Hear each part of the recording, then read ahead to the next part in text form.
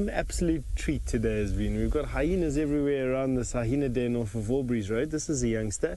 This is the first time I'm seeing these hyena in months, possibly even more than a year.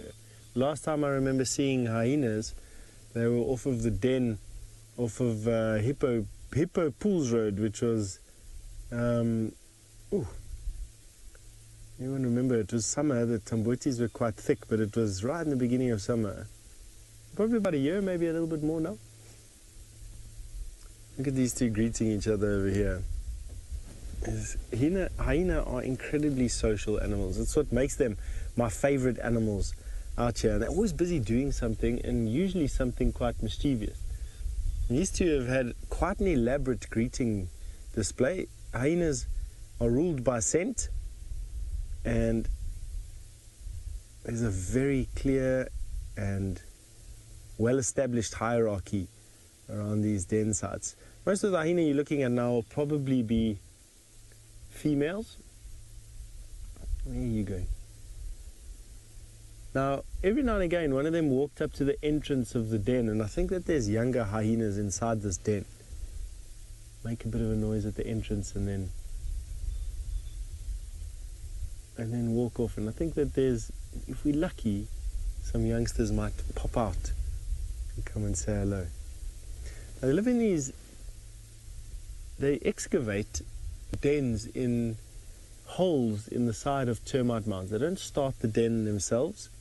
That is done by an aardvark and further enlarged by a warthog, and then hyena move in and do their own excavations. And youngsters will do their own excavations inside the excavations.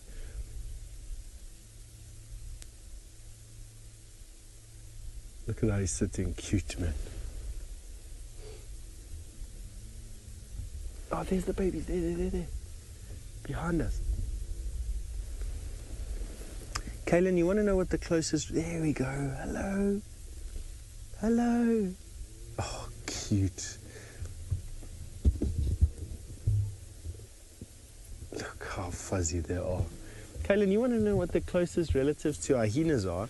In actual fact, bears and honey badgers and mongoose are the closest relatives to a hyena. Not necessarily, and cats. And then before that, dogs, I suppose. Oh, after that, dogs, I suppose. Oh, look at these little guys saying hello. And that's all just a smell me, no, I'll smell you. No, smell me, no, I'll smell you. It's just a big game about smelling. And then who's more dominant than another. And see how the little guy's offering himself. Excited. Hello. Getting very excited there. That was pasting, so you saw that maneuver, that was just in the excitement that hyena. There we go, there's a pasting coming out on that grass. You see that anal pouch coming out? They wipe that then over the grass. And watch this little hyena smell that now. Smell, smell, smell, smell. Can't get enough of those smells. There is that pasting that they did there is so jam-packed full of information. It's like a little mini hard drive full of stuff that they can download and smell. By smell, I should say, and it draws a picture in their mind about what it is that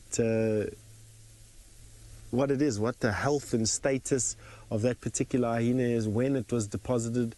Look at these little guys practicing. Watch this little one now. He's going to try and paste over this one. Oh, he just can't get enough. There we go. Yeah, but your little anal pouch isn't coming out enough. Cute. These little guys. Young hyena are given literally the rule of the roost. They can do no wrong. As they get slightly older, female hyena of the matriarch, the dominant pair, they can do no wrong either. But as they get a little bit, as they get older and older, males become more and more marginalized. And oh, look, he's going to do it again. You just can't get enough, eh? No, the other one's going to do it again. No. Your smell can't be stronger than mine.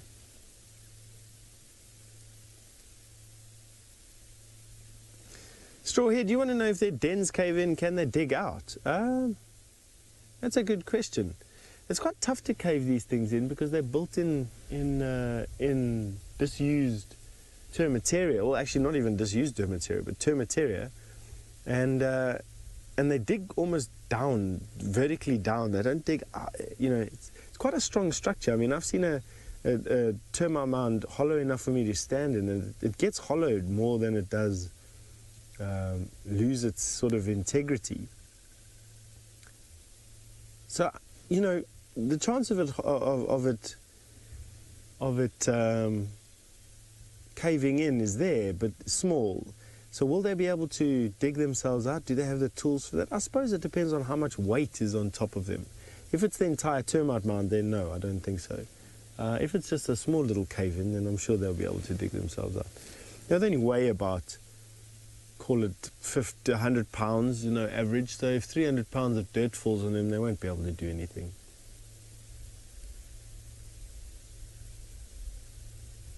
This little guy, precocious. And that's usually a sign of a female and of the dominant female, the next queen. And their titles are hereditary. So the matriarch of a clan, if she manages to stay the matriarch and she rears a very strong cub, that cub is a princess and will be treated with a lot of respect. And then as soon as it gets older and or if the mother has to pass away, then it will assume that responsibility. Get so excited when they get smelled. It's like, yeah, you're smelling me.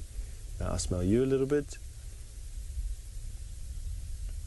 Now you can see a dangling thing there between the legs, and you might be mistaken for that being a penis, but in actual fact, it's the female genitalia that is just enlarged because of massive amounts of testosterone that the females produce, and they have this sort of pseudo appendage that comes out and gets engorged with blood. And then what are you doing now? Gonna paste another piece of grass. The little one goes and pastes again over mom. You're being very rude, That's mom's signboard that you're basically graffitiing over.